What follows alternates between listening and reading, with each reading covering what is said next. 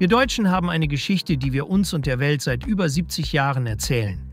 Es ist ein modernes Märchen. Das Märchen vom Land der Dichter und Denker, aber vor allem vom Land der Sparer und Schaffer. Wir sind die Nation der schwäbischen Hausfrau, die ihr Geld zusammenhält. Die Nation, die aus dem totalen Ruin durch harte Arbeit und eiserne Disziplin das Wirtschaftswunder erschaffen hat. Wir sind der Fels der fiskalischen Vernunft in einem Meer aus europäischer Lässigkeit, der Anker der Stabilität, der Garant der schwarzen Null und der heiligen Schuldenbremse. Dieses Bild ist unser nationaler Stolz, unser Exportartikel, unser Selbstverständnis. Diese Geschichte ist eine Lüge, eine beruhigende, selbstzufriedene Illusion, die gerade in 1000 Stücke zerschellt ist. Denn es gibt eine Institution in diesem Land, die sich nicht für politische Märchen und nationale Mythen interessiert. Sie hat keine Ideologie, keine Parteizugehörigkeit. Sie ist das unbestechliche, kalte und brutale Gewissen unserer nationalen Buchhaltung. Der Bundesrechnungshof in Bonn. Und diese Institution, angeführt von ihrem Präsidenten Kai Scheller, hat gerade einen Bericht veröffentlicht. Eine Bombe, die mitten in die selbstgefällige Ruhe der Berliner Republik eingeschlagen ist. Ein Schockgutachten, das unser gesamtes Selbstbild zertrümmert und die hässliche Wahrheit hinter der Fassade enthüllt. Die nüchternen Prüfer haben den Haushaltsentwurf für 2026 von Kanzler Friedrich Merz und seinem SPD-Finanzminister Lars Klingbeil analysiert. Und ihre Schlussfolgerung ist keine Warnung mehr. Es ist ein Todesurteil für die deutsche Finanzdisziplin. In ihrem Bericht steht der eine, vernichtende Satz, der wie ein Peitschenhieb nachhallt. Der Bund ist nicht mehr in der Lage, staatliche Kernaufgaben dauerhaft aus seinen Einnahmen zu finanzieren. Lass diesen Satz für einen Moment auf dich wirken. Staatliche Kernaufgaben. Das bedeutet die Sicherheit auf unseren Straßen, die Funktionsfähigkeit unserer Justiz, die Bildung unserer Kinder, die Instandhaltung unserer Brücken und Straßen, die Verteidigung unseres Landes, die fundamentalsten Versprechen, die ein Staat seinen Bürgern gibt. Und unser Staat kann diese Versprechen nicht mehr mit dem Geld bezahlen, das er einnimmt. Stattdessen lebt er, wie es im Bericht heißt, strukturell über seine Verhältnisse. Um zu verstehen, wie tief dieser Fall ist, müssen wir einen Blick in die Vergangenheit werfen. Die Bundesrepublik wurde auf einem Dogma der Stabilität aufgebaut, geboren aus dem Trauma der Hyperinflation von 1923. In der D-Mark-Zeit war eine solide Haushaltspolitik keine Option. Sie war eine Staatsreligion. Natürlich gab es Schulden, aber sie wurden als notwendiges Übel betrachtet, nicht als politisches Gestaltungsmittel. Der Sündenfall, der erste Riss in diesem Fundament, kam mit der Wiedervereinigung. Helmut Kohls Versprechen von blühenden Landschaften wurde mit hunderten Milliarden D-Mark an neuen Schulden erkauft. Es war eine nationale Herkulesaufgabe, aber sie hat das Dogma der Sparsamkeit zum ersten Mal gebrochen. Nach diesem Schock folgte eine Phase der scheinbaren Reue. Die Agenda 2010 unter Gerhard Schröder und die Jahre der Austerität unter Angela Merkel und Wolfgang Schäuble. Die schwarze Null wurde zum Fetisch, die Schuldenbremse ins Grundgesetz geschrieben. Deutschland sonnte sich in der Rolle des strengen Zuchtmeisters Europas, der den vermeintlich unsoliden Südländern Lektionen in Haushaltsdisziplin erteilte. Doch unter der Oberfläche bröckelte es bereits. Gespart wurde vor allem bei den Investitionen, was uns die maroden Brücken und das langsame Internet von heute bescherte.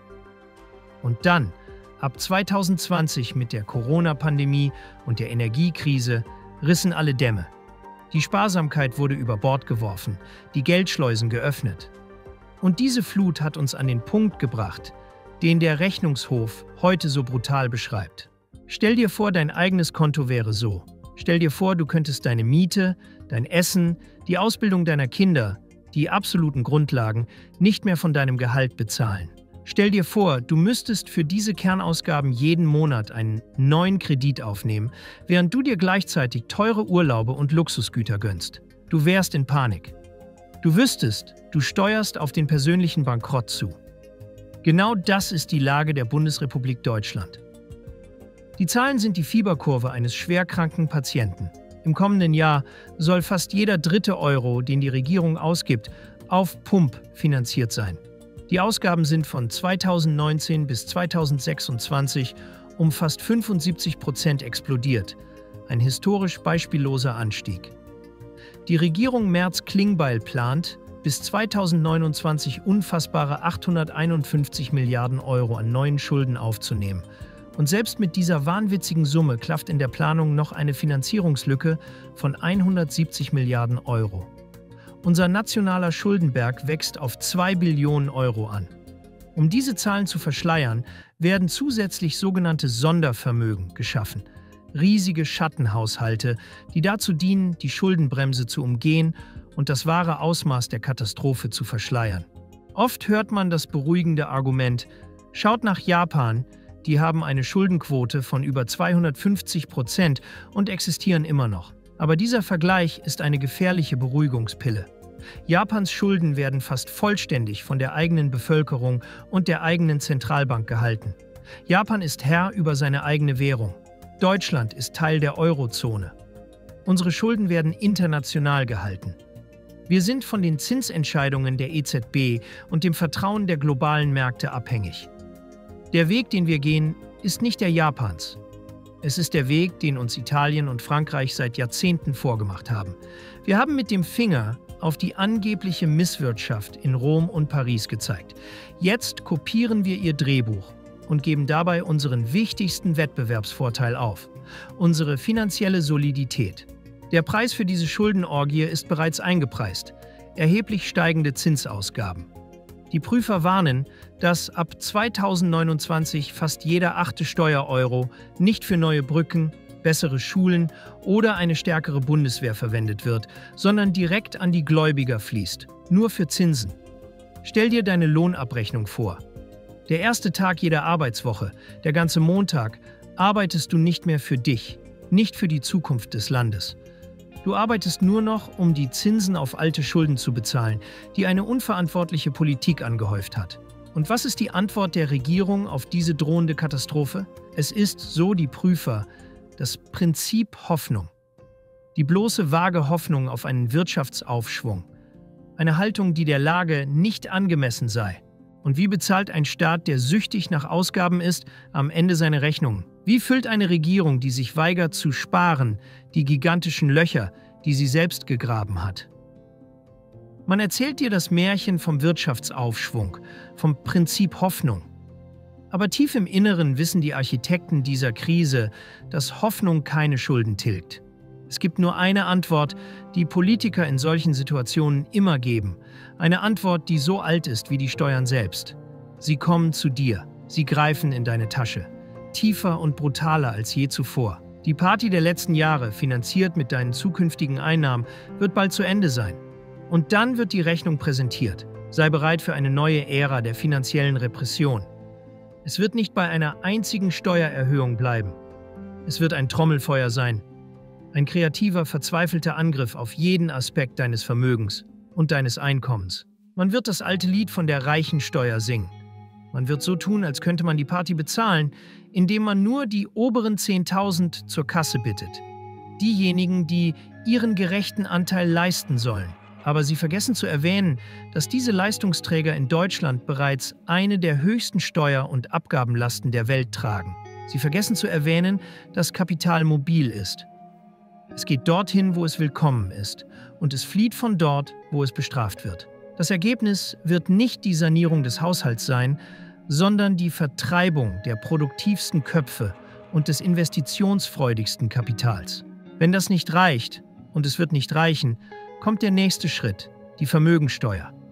Der Griff nach dem, was du dir über Jahre oder Generationen aufgebaut hast.